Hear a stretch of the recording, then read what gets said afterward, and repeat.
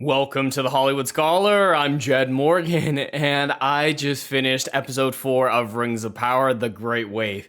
And I have no idea at this point why I'm torturing myself with this. My episode 2 review didn't do really that well, and if this one doesn't as well, I don't know if I really am going to continue doing these reviews because they are quite torturous to endure, because this episode is written just as poorly as all its predecessors, with all the same non sequiturs, terrible dialogue, terrible characterization, and just everything that I've come to expect from this god-awful show. This show really does redefine what it means to be bad television in every sense of the definition, and all those issues are continued. I will give this episode slight points for a few minor things, mainly from the absence of other bad things in favor of different bad things than actually good in and of itself. But overall, it has everything that we've come to know and expect from the show in negativity wise. And this is halfway. We're officially halfway through this show, and the plot finally started moving somewhere. We're at, an hour of what I think you could probably condense the first 4 episodes into an hour's worth of television and accomplish the same basic story beats. And that's right about when the story of a normal plot, a 3-act structure, an hour into a 3-hour movie, in Lord of the Rings' case, that's when stuff would really begin to be happening. So yeah, this is Act 1 is over, and we're halfway through, and stuff's finally happening. That is just bloat beyond imagination. There is just so much unnecessary going on in the show that accomplishes very little, especially when it comes to characters. The characters aren't developed at all. From episode 1 to 4, no character has made any substantial change whatsoever, or really been developed so that we actually know who they were at the very beginning. There's just cardboard cutouts going from scene to scene, doing what plot needs, and plot needs this, plot needs that, and it's just as underwhelming and anticlimactic as you can imagine from a description like that.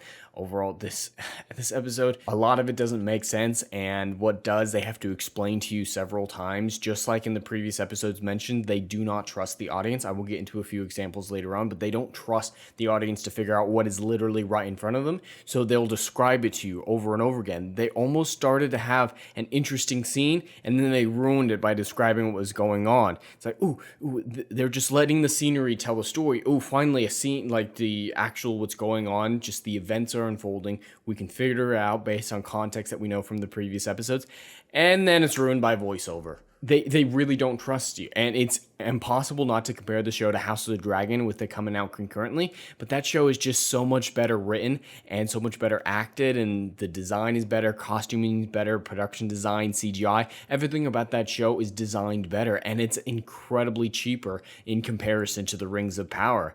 So money is definitely a laundry scheme for the Rings of Power because it's not going into the show's quality whatsoever, and this episode, the writing was just so starkly bad that the comparison to House of the Dragon feels more apt than ever before. But before I get any further, I will be going into minor spoilers, so spoiler alert. Quick recap of the episode. Galadriel tries to get Muriel to go to the Middle Earth with her in battle.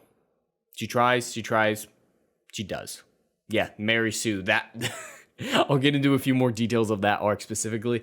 And Isildur is a dipshit, gets some people fired. I'll get more into detail. And then he volunteers to go to war with Muriel and Galadriel. Really interesting stuff. And Arondir is freed for no reason whatsoever. Any emissary could do it. And after killing all those other orcs, why would Eitr do that? But Arondir, he's just kind of around in this episode, still portraying zero emotion whatsoever. And Bronwyn, she's just also kind of around, being strong boss lady, yelling at people.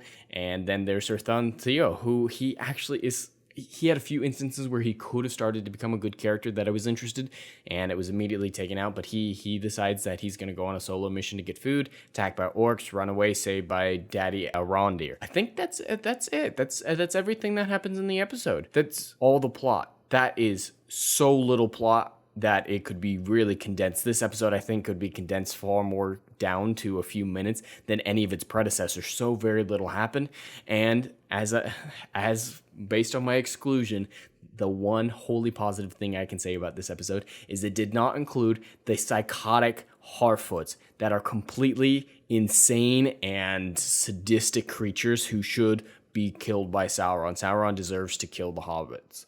because they are terrible in the show. So this show does get a little bit of praise, mainly because of the absence of the abysmal Harfoots. And it also gets it because Galadriel was in prison for a lot of the episodes, so she was less insufferable than normal because she had less screen time. So those are the two main positives that can be derived from this episode and that description of the lackluster plot that could really be in less than 10 minutes. But going back to the beginning of the episode a little bit and going through it a little bit slower, again, the costuming and the production design is terrible in Numenor specifically, and the costume that really stood out to me as being really egregious was that of the Chancellor, Farazan, I believe his name is. His costume looked like it was a $10 thing at Spirit Halloween, and I think that might be offensive to Spirit Halloween. Do you want a cheap Caesar costume? Ooh, here's a $10 Caesar costume. It was incredibly poorly made, and I don't really have anything to say about his character because he flip-flops all the time. So Farazan is not a good character yet, and flip-flopping not in a political way like someone like Varys would in Game of Thrones, like strategic, trying to manipulate all those around him. It seems like he genuinely doesn't have an actual opinion on anything that he's going through, and it doesn't seem like he's going to be the mastermind that I've heard from the lore that he's supposedly supposed to be. And again, mentioning the lore real quick there, I won't be talking much about the lore in this episode because there was not a whole lot that stood out to me lore-wise. And if I do miss anything and you're a lore expert, please absolutely let me know in the comments below. I would love to know what of this episode was against the lore. But Farazan had one particular conversation with his son that really drove me crazy. The writing of it was abysmal. The son's like, hey, we should be clever. And he's like, no, I want you to be wise. Yeah, clever and wise, they're technically synonyms, and if you want to make some like profound differentiation between them, you've got to explain it, and that can be done. There are ways to differentiate synonyms and have a point to it. He's just like, no, be wise, son, don't be clever. And they acted like it was some profound thing, and the son's like, ooh, yeah, that's smart, that's deep, that's really deep. Yeah, there's going to be a lot of that they think sounds deep, which is ultimately meaningless, as that line is saying wise and clever are different is ultimately meaningless if you don't actually differentiate the two in any meaningful manner whatsoever. And then it gets into this weird like a Numenorian debate battle of oratories between Farazan and one of the dudes that Halbrand beat up, who should be dead considering what we saw Halbrand do to him in the previous episode. But there's like this conflict of, it definitely felt like an immigration allegory to me. That might just be me, but the whole like, oh, do you want these better workers to come do it for cheaper? And it is a few throwaway lines, but I did notice that. And then his responses weren't great. It was just like they wanted it to seem profound, and it was just like, oh, elves, they take our jobs. Oh, no elvesy comes here, see, me promises. That's about as profound as it actually got in this oratory battle that was supposed to replicate the great oratory battles that were ancient Greece. I definitely felt like that's what they were trying to go for. The philosophy conflicts that Socrates was famous for. Yeah, they didn't. Yeah, no, that's not how that didn't work out that way. But and then just moments later, he's just like, hey, drinks, everyone. That would make sense if he was planning on this oratory battle. But with the scene previously with the son, it's like, hey, keep it down. I don't want to be noticed. He's just trying to blend in, get a feel for the crowd. You wouldn't have dozens of waitresses standing in the outside the castle or whatever, waiting to bring wine to everyone. And that's a lot of wine, and that's a lot of people to carry that wine who are just standing there hidden with their glasses ready. It's like, ooh, is he gonna call us in? All 50 of us? It doesn't make any goddamn sense why he's just like, wine, and then crowd of wine bearers come in. It was so asinine and not at all made sense based on the scenery and what was set up in what previous to the oratory debate. And it was just another example of the utter stupidity and lack of cohesive narrative throughout this story. Now, this is one of the biggest problems with this episode that I want to talk about, and it actually harms the previous episodes quite heavily. And that's the prophecy that Muriel supposedly has that starts with the arrival of Galadriel on Numenor. And in the first episode of Numenor, the last episode, she arrives, and we know there's a prophecy, but we don't know really why. Galadriel's like, hey, can I have a boat? I want to leave. Muriel's like, no, don't leave. No, I want you to stay. No, leave. No, bruh. She just keeps flip-flopping on like, leave, go, stay. No, me, nah. I hate you. I don't like you. And it's not like if she was actually trying to like get Galadriel's help, having her stay made sense. But if she actually believed that she was going to cause the fall of Numenor, Getting her to leave would have been the best case scenario. So it was either Muriel, go to Galadriel for help, or send Galadriel on her way. Those were the two logical options for Muriel in the last episode based on what we learned of this prophecy at this end of the episode. Instead, she's just like, no, I don't like you. I don't want you to leave. Why would I let you leave? But I don't want you to stay. It's asinine. It's completely asinine, especially what we find out at the end of this episode where all the people are really happy to see Galadriel leave. Muriel should have put Galadriel's ass on a boat moment one unless she was going to ask for her help to stop the fall. But she doesn't. Muriel doesn't make any sense based on the prophecy. The prophecy clouds every decision she made in the previous episode and this one, really. And it just muddles every decision she made. It doesn't make any sense, anything that she did, especially related to Galadriel. It would be all right if she was just like, hey, I want your help. That would be the only acceptable reason for her to wish that Galadriel would stay in Numenor. And she's like, I don't want you to stay. I don't want you to go. Then Halbrand was like, why don't we stay while you think about it? Oh, yeah, let's have you stay. Yeah, that whole sequence was completely asinine, especially with the added context of the prophecy that we got throughout this episode. That prophecy just destroys Muriel's character and makes her a non-entity whatsoever. And in terms of dialogue overall throughout the episode, it was just as cringe as we'd come to know. But there weren't any exceptional standouts like in the previous weeks of the sea is always right and a rock always looks down. There weren't any real standouts like that one, except for the one from the trailer of, there is a tempest in me! She really escalated that conversation to quite a degree, and it made sense why Muriel threw her ass in the jail, because she's an insufferable bitch, and she just started yelling out of the blue, especially because it was not in response to what she actually said. Muriel's comment wasn't answered whatsoever with what Galadriel responded with, and that's a clear thing that Galadriel does all the time, is she's the worst with non sequiturs. Someone asks her a question, she says some random thing that sounds cool but doesn't actually mean anything. She's done that so many times, and a few other characters like Elendil did that a few times on the boat as well. But it's like, hey, are you just this powerful elf that you seem to look like, or were you just some outcast who got blown here by a tempest? There is a tempest in me! Not what she fucking asked. She asked, are you the mighty warrior you've said you are, or you're just some random outcast? Why should I trust you? It's like, there's a tempest in me. Oh, thanks, honey. Question still stands. It's so bad. The dialogue is so bad. They think it's so smart. There is one line of dialogue that I thought was really interesting.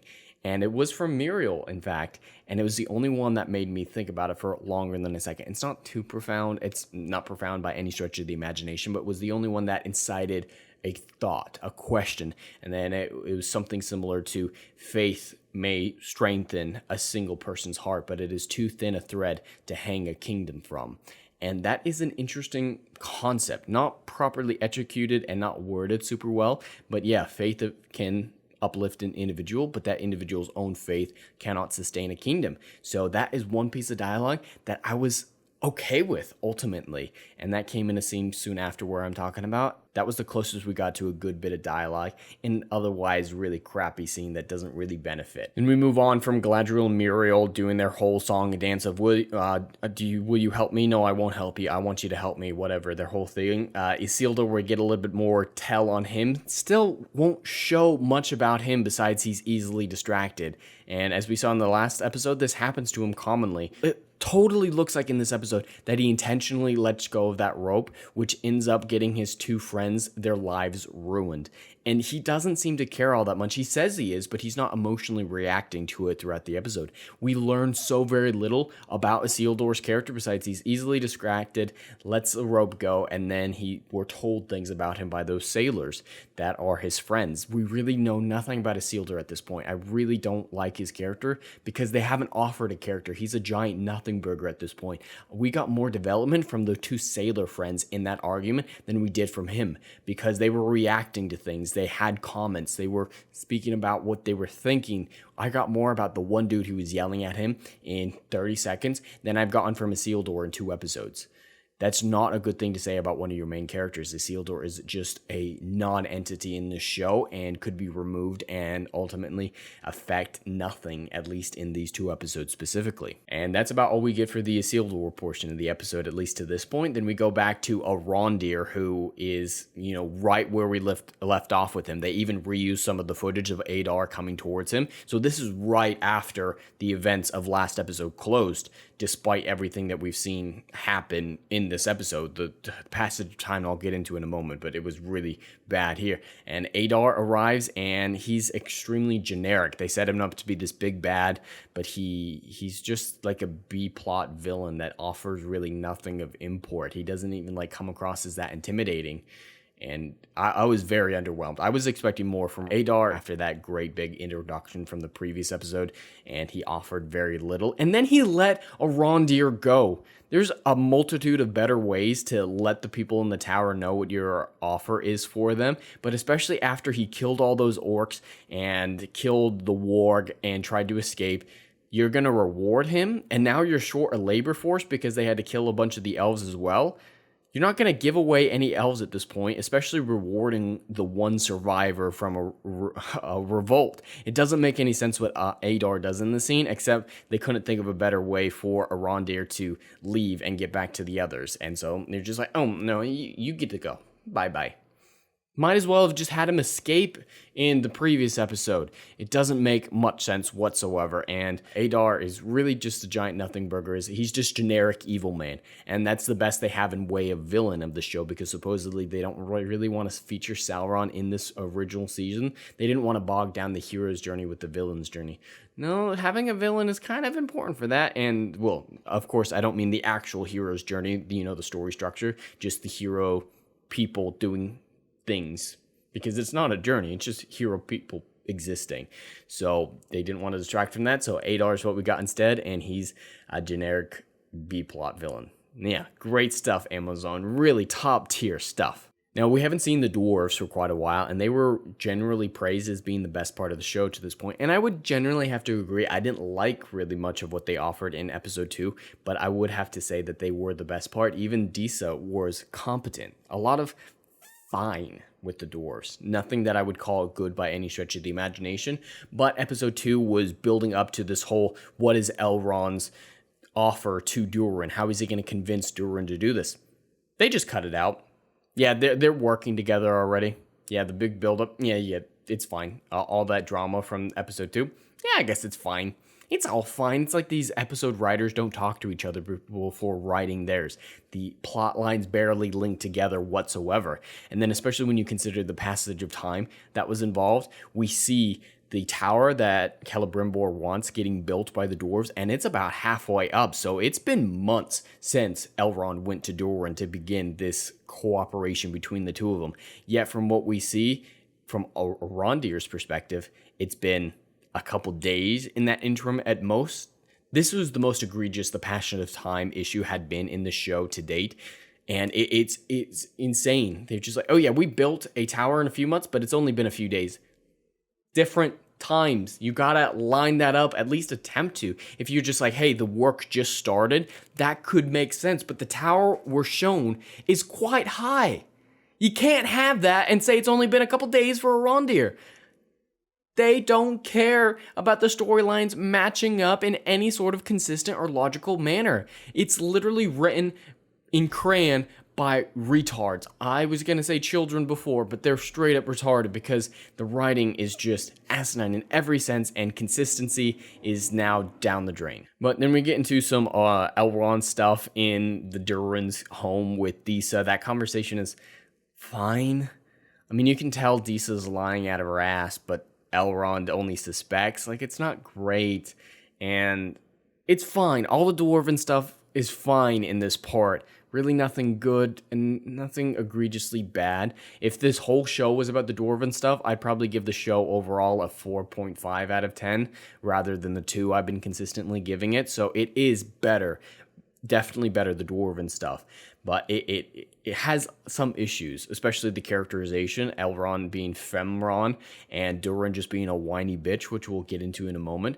But Elrond overhears or lip reads or whatever where the mithril dig site is. And so he just goes there and figures out the secret door, and the secret door is pathetic, but I'm okay with Elrond figuring it out. It just should have been a little bit more complicated than that. My problem with that is, if it is this big super secret dig site, you want to have some guards. Like, those 2 guards who walk up act like he's not allowed to just wander around Khazad-dûm at will. So you think there would have been a few guards that would stop him before he got to the super secret dig site. So that doesn't make any sense. But what does in this show? Then, after all of Durin's suspicions, which we find out at the end of the episode have not been assuaged, he just asks Elrond for an oath before telling him everything about the mithril. No, if you're still suspecting him at the end of the episode, you don't tell him anything. You just say, some dwarven secrets aren't mine to tell you, and it has nothing to do with what we're doing together, and it has nothing to do with our friendship. And everyone's like, but we're friends. We don't have to have secrets. We're friendsies. And he should have just said, hey, some dwarven secrets are dwarven secrets. I can't divulge them to you, and that's kind of out of my control, but it has nothing to do with the tower we're building or our friendship. Leave it at that. But it's with friendsies. Femron was so annoying in that scene. And he was annoying later on when he was talking about his dad. That was just really, really pathetic. But yeah, not a whole lot of making sense in that conversation with Durin there. After a few mithril conversations that don't really matter, we go back to Galadriel. And this is probably the biggest part that she has in the episode, besides the Tempest and the conversation at the end. This is her big middle portion of the episode, per se. And she's still incredibly unlikable. And she's still incredibly off-putting and just a bitch, honestly. I mean, she yells at the queen and gets thrown in jail, and then she's just hanging out with Halbrand and just scowling at him. And it's like, who are you to tell me what to do? Oh, you figured it out because you're so smart. I'm a whiny... I nearly said a bad word there, a really bad word. But yeah, she's just incredibly unlikable and has gone through no change whatsoever. Everyone calling like, oh, she's going to have a character arc this season. We're halfway through and she has not changed whatsoever. She's just as annoying and bitchy as she's been through the entirety of the show to this point. So yeah, really annoying sequence, her talking to Halbrand in there, even though he was trying to like tell her that she was wrong. She's just so... It's not how a main character should act, and it's definitely not how Galadriel should act based on the lore or the movies. So we get through that point, and then she does her pathetic escape attempt, and it's got to be one of the worst choreographed hand-to-hand fight scenes I've ever seen before. She escapes by knocking the handcuffs down that they try to put on her, and then they cut away a little bit, but it's just basically, go in my cell, and she just like pushes 5 armored men into her cell and lock the door on it, and they're just like, oh, don't touch me. It was so... They didn't even fight back against the prisoner who was trying to escape. And Farazan, yeah, he can't do anything, but he should yell at those guys for being incompetent as all hell. Holy crap, that was one of the worst fight sequences I'd ever seen. And it was just... sealed perfectly with her smirking at Alfarazan. It's like, yeah, your guys suck, and I just pushed them and beat them. You're pathetic. That smirk just really sealed one of the worst fight sequences I have ever seen. And then she figured out with Halbrand, talking to Halbrand, that the weakness to get to the queen and to figure out how to help each other is through the king, her father.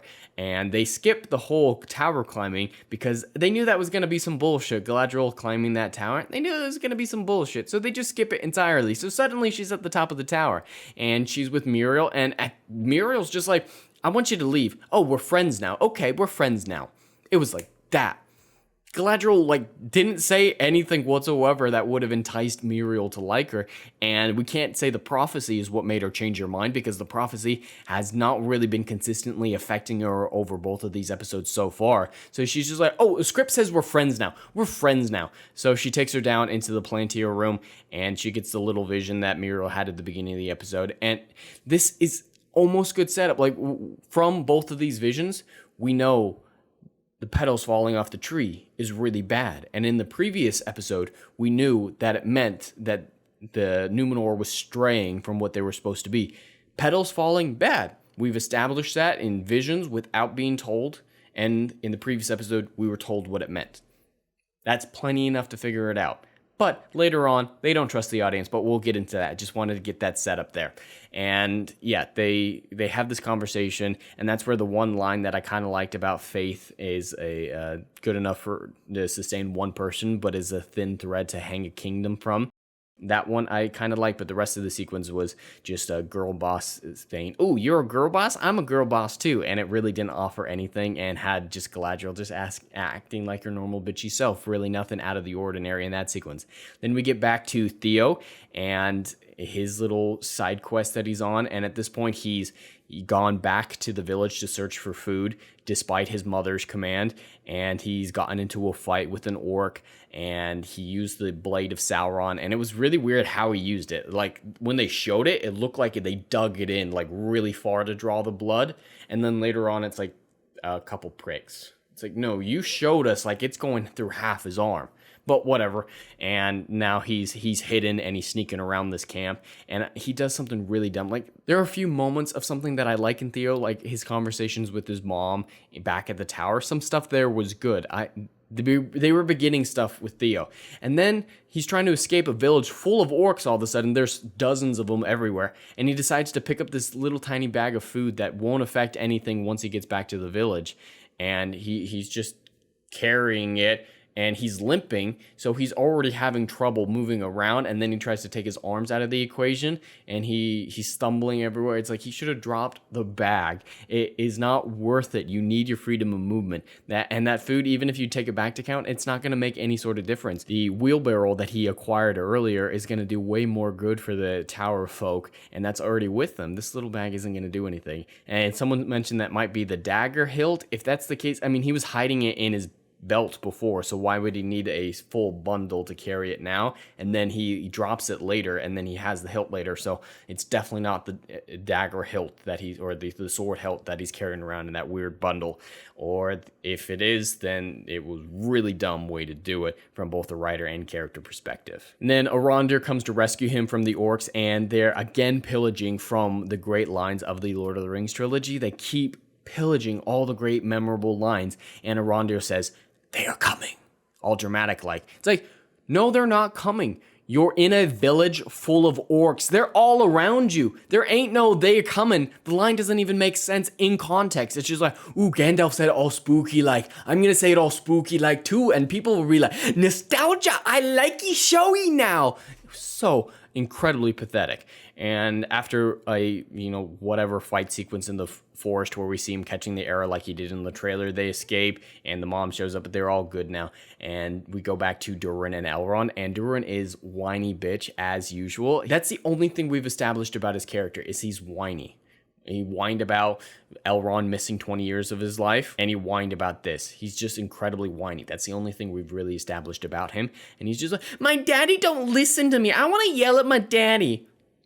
Come on. And then Elrond soothing him was just so bad. No, your dwarves live quite longer than humans. He's quite experienced at this point for his age, Durin, so he should have a little bit of decorum and a little bit of maturity with him instead of just whining while his wife and his boyfriend comfort him.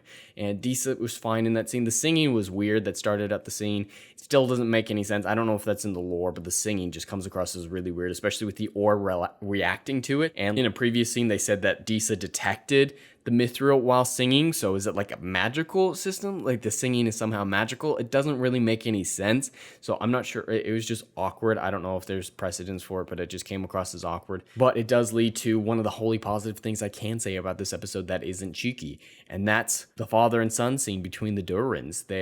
What the dad says to Durin is all right. I actually quite enjoyed that they had a good father figure. He's just like, you'll never have to apologize to me. You're my son. And it wasn't profoundly written, but it was well acted. And that was the one time that I was like, hey, I'm enjoying what I'm watching. Immediately ripped out of it, of course, but that was a good couple moments, and I quite enjoyed that. Very, very much so. But then we're immediately ripped out of that moment when we get back to Galadriel getting sent off by Muriel to go back to Middle-earth and solve all her problems, and the general public is quite happy that Galadriel is leaving, which should be a clear sign to Muriel that she should have sent Galadriel away at once when she arrived, but she was just like, no, I want you to leave. No, you need to stay. You need to leave. You need to stay. You need to leave. You need to stay. Hey, why don't we stay and you can figure it out later? Oh, yeah, they stay. Destroyed by context of the prophecy and how the general public thinks of elves. Galadriel should have been sent away the moment she arrived in Numenor, based on what is established in this episode. It's incredibly stupid. Muriel is incompetent as queen and just a terrible, inconsistent character, regardless of her station. And the thing that I was setting up earlier came to pass. We know that petals falling off the white tree is bad. They told us in the previous episode, and they showed us 2 spooky visions of that being bad in this episode. But guess what? When petals start to fall and people start looking like, oh no, it's bad, it's bad. Muriel has some voiceover that says, petals falling from trees is badsies. It's like, audience, you're fucking stupid. We think you're stupid. In case you hadn't picked it up, petals falling from trees is bad. That's really bad here. Have you noticed that's bad? They don't trust the audience to pick up on simple clues and figure it out. And that was an incredibly simple thing to figure out because they straight up told us in the last episode. So it's like you're stupid and you can't remember the previous episode. God, they do not trust the audience, and that is quite a sin when compared to House of the Dragon, when they just let the audience figure things out in so many great little small ways. And yeah, and then she has her full speech, Muriel, her full speech to a bunch of the people in like the Senate or whatever they have there, and they're all immediately changed their tune. Pretty much the entire town has changed their tune on whether or not Galadriel should leave. And I don't know if that makes sense lore-wise. I mean, if they're the unfaithful, should they care if the petals are falling from the tree? That doesn't necessarily corroborate in my mind necessarily, but whatever, it would just be a lot more difficult to have the entire city change their opinions flat on a dime like that. But in a later scene, it seems like the crowd, when they're getting volunteered by Elendil to go join the war in Middle-earth, they seem hesitant at first. I'm like, all right, that's good. The general public hasn't changed their mind. And then they go full Spartacus and they've all changed their mind anyway. It's like you almost had like, hey, the general public still wants Galadriel gone. They don't care that the queen is sending them to war. And it's like, oh, he said he want to go. We want to go. We love the Queensy. We love Galadriel Aziz. And they just flip on a dime. They just wanted their cool Spartacus moment that they didn't even think about the characterization that they were offering the general crowd of Numenor. And that is really where the episode closes, the important part of it. And that's it. This is such a poorly written episode, on par with all the others, but again, it is a little bit better because there were no psychopathic Harfoots in it, like I mentioned previously, and there was a lot less Galadriel than in previous episodes, but there's still a lot of the non-sequiturs. Galadriel is still insufferable. A lot of things don't make sense whatsoever. Everything's poorly made, poorly written, poorly designed, and I have no hope for the show getting better because we're halfway through, and finally, something has happened. This really, I firmly believe that all 4 of these first episodes could be condensed down into well less than an hour. There's just so much bloat that it's hard to fathom how they were able to cope together all this nonsense to put onto the screen. And there are no characters that I'm invested with at all, whereas inversely, the House of the Dragon, every episode gives me a new character to invest in. Even old ones that I didn't care about have been developed in such a way that I care about them now. There's just so many things, so many great characters for me to dig into in that show. In this one, I'm rooting for the bad guy. I'm Team Sauron now because of everything that they've done to portray these people as insufferable, psychopathic, and just generally vapid people who don't care. Or like Isildur, we know nothing about him that wasn't told to us by his sailor friends. There's just nothing there for us to latch onto and care about. So Sauron deserves to win in this world because it's either evil or empty. And that's not a world worth investing in as an audience member or as someone in that world itself. So those are my overall thoughts. I can't believe I'm still going through these episodes. I really hate this show, and if I weren't doing this channel, if I weren't reviewing for this channel, I would not be watching this show after really the premiere episode. I'd have to give this episode again another 2 out of 10, maybe a 2.5, just for the fact that the Harfoots and Galadriel were greatly reduced, and that's really all that I can say positively besides the father and son scene. I'll give a few of those 0.5 to the father and son scene. So this is a 2.5 out of 10 episode, The Great Wave. 2.5 out of 10. But anyway, that's all I have for today. I'd love to hear your thoughts in the comments below. Please like and subscribe, and I'll see you in the next video. Anon.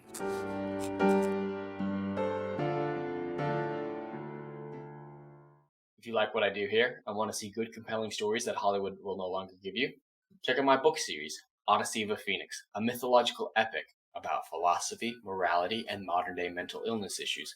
Books 1, Down in Flames, and Book 2, Apocalypse Then, currently on sale. Book 3, Kill the Dark, coming soon.